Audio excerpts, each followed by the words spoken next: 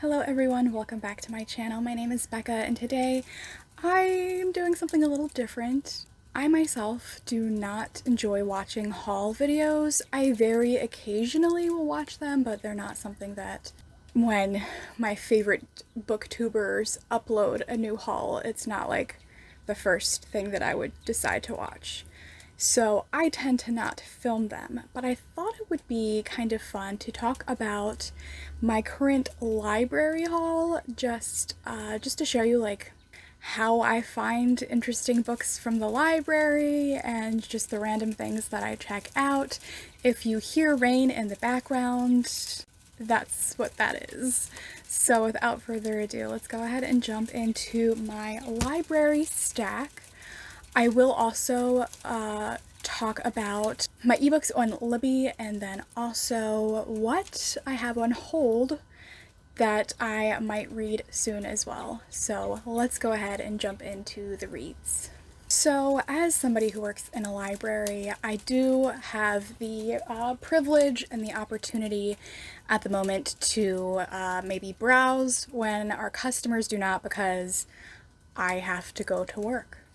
So one day while I was checking out a customer's holds for them to pick up for curbside pickup, I saw this book, If They Come For Us by Fatima Asghar, and it is a collection of poetry, and I myself am not a modern poetry kind of girl, you know.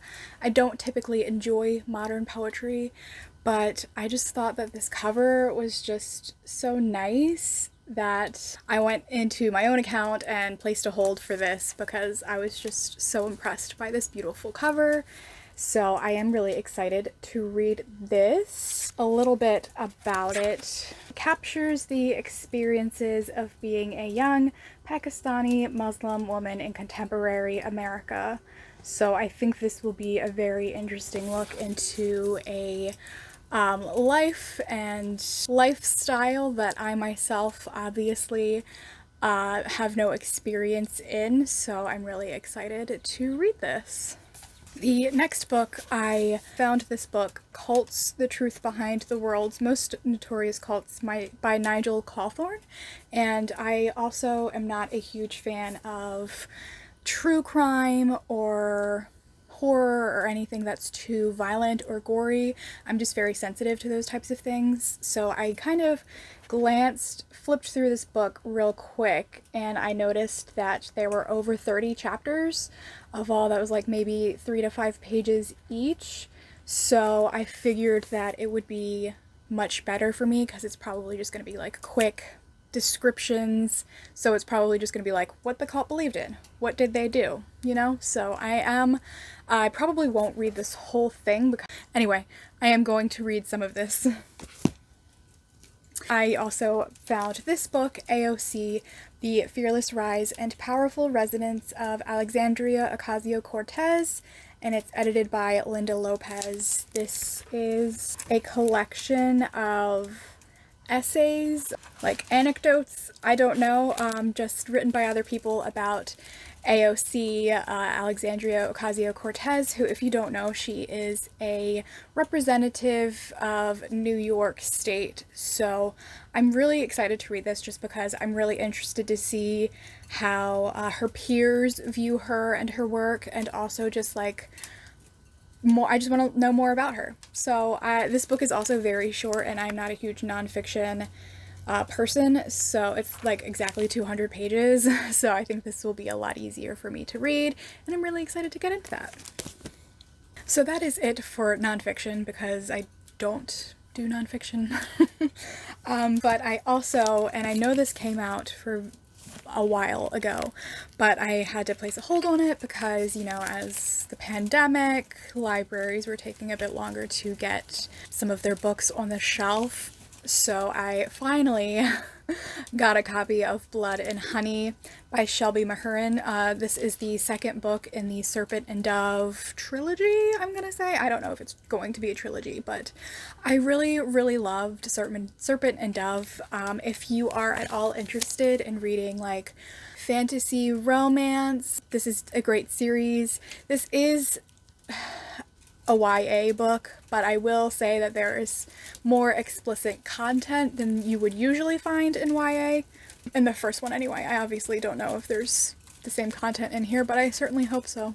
So yeah, really excited to read this. The first book is about a witch whose name is Lou, and a kind of like clergyman witch hunter whose name is Reed, and basically, like, you know, witches are hunted, and Lou is in hiding, and things happen where she kind of interacts with the clergy people a couple of times and ends up getting arranged into a marriage with the witch hunter clergyman Reed, because they don't know that she's a witch, and there's a lot of more complicated things about that interaction. But so the first book was basically about them getting married and learning about what Lou is on the run from, and yeah, I really enjoyed it, and I'm really excited to read the second book. One of my reading goals for this year is to read the fiction nominees and award winner for the Goodreads Choice Awards, just so that I can read more literary fiction, because it is something that I don't read very often. So I went through the list and kind of glanced at the holds list at my library and kind of just tried to put holds on all of the books that would take me longer to get. Like The Midnight Library by Matt Haig has over 200 holds, so it's going to take me a while to get that one. But so this is one that I had put a hold on, and it just came in, and that is Transcendent Kingdom by Ya Jesse. I don't know anything about this book except that it was one of the nominees. Okay, follow-up to Homegoing. I don't know if that means it's a sequel, but I feel like I've seen that people just are reading this without having read the first one. About a family in the contemporary South, at once a profound story about race in America and an astonishingly intimate portrait of a young woman reckoning spiritually and intellectually with a legacy of unmanageable loss. Gifty is a sixth-year PhD candidate in neuroscience at the Stanford University School of Medicine, studying reward-seeking behavior in mice and the neural circuits of depression and addiction. Her brother, Nana, was a gifted high school athlete who died of a heroin overdose after an ankle injury left him hooked on OxyContin. Her suicidal mother is living in her bed. Gifty is determined to discover the scientific basis for the suffering she sees all around her, but even as she turns to the hard sciences to unlock the mystery of her family's losses, she finds herself hungering for her childhood faith and grappling with the evangelical church in which she was raised, whose promise of salvation remains as tantalizing as it is elusive.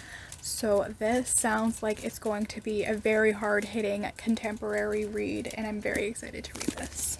Another book that I kind of just placed a hold on last year because it was just taking a while for it to come in was Watch Over Me by Nina LaCour. I really, really like this cover, which is probably the only reason I'm giving this book a chance, because I did not like her other book that I read, We Are Okay, just because nothing happens in that book. It's just character development, and that's not my type of book. So I am definitely excited to give this one a chance, because I feel like it's going to be also very different, because there's kind of like a ghost aspect, so, but not horror. So I'm curious to see what this is about. So Watch Over Me by Nina LaCour. And then the last physical book that I have out from my library right now is Lit Stitch 25 Cross-Stitch Patterns for Book Lovers. I got this out because my cousin had gotten it out first, and I was like, ooh, that looks so fun. And I think when I ever cross-stitch again, because I'm really bad at keeping up with my hobbies, I want to do this cross-stitch that says Read 'em and Steep and has a teacup at the top, because, man, this is me. So I'm really excited about this book. It's super fun. And those are all of the physical library books that I have. So I'm going to go ahead and talk about I think one book that I have on from Libby right now. Alright, so if you're not familiar with Libby, it is an app that you can use to download ebooks and e-audiobooks for free from your library. Other apps that you could use are Hoopla, Overdrive. Overdrive is basically the same thing as Libby, but Libby just has a better interface. And then Cloud Library. Those are the ones that I'm familiar with. But anyway, so on my Libby shelf, I currently have Take a Hint, Dani Brown by Talia Hibbert, which I am currently reading. Dani Brown. And I'm really enjoying it, so I definitely recommend that book for sure. It is the second book in the Brown Sisters trilogy. The first one is Get a Life, Chloe Brown, which I just kind of felt was okay. Not a personal favorite, but I know it's beloved by many. Take a Hint, Dani Brown, which is the second book, is definitely, I'm liking it more. I think just because I feel like I identify with the Dani Brown a bit more, and I just feel like there's a lot more that I can connect to in this book than I could in the Chloe Brown one. So really enjoying that, and I highly recommend that series if you're wanting to read any romance. These are, I wouldn't call them super steamy, but I have seen other people be like, whoa, this is crazy steamy. So definitely have that in mind if you don't like steamy reads, but highly recommend it. I really enjoy both of the main characters, and the male main character suffers with anxiety, and I feel like it is a very good representation of anxiety, so I'm really enjoying that. And then also with Dani Brown, she is very closed off to serious relationships, and I feel like that also is very well written at the moment. So yeah, definitely recommend. That is the only book that I have that I am currently reading that I have checked out, but I will talk about the holds that I have at my library now, and I'll start with my ebook holds. So currently waiting for The Deep by Rivers Solomon, the audiobook, which is narrated by David Diggs. So obviously I'm excited to read that. If you're a Hamilton fan, he plays Thomas Jefferson and Lafayette in the original cast. Next I have Chef Yasmina and the Potato Panic, which is by Walter Minaert. It's just a graphic novel, children's graphic novel that I thought sounded really cute, and I was like, sure, let me put that on hold. I also have A Promised Land by Barack Obama. I had gotten to 40% of it, but I ran out of time, so I had to put another hold on it. And then I have also been looking at a couple of picture books, very random, I know, but the ABCs of Black History by Rio Cortez. And then I've got The X Talk by Rachel Lynn Solomon. I might actually see if it's a shorter wait for the physical copy, because it's gonna be 4 weeks on this. And then The Song of Achilles by Madeline Miller, because it will be my personal book club's next book pick. Those are the books that I have on hold for Libby.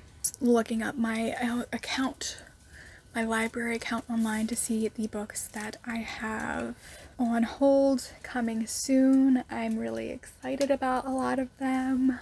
So first I have A Lesson in Thorns by Sierra Simone, which is it's an indie author romance, and I'm very unsure about this book.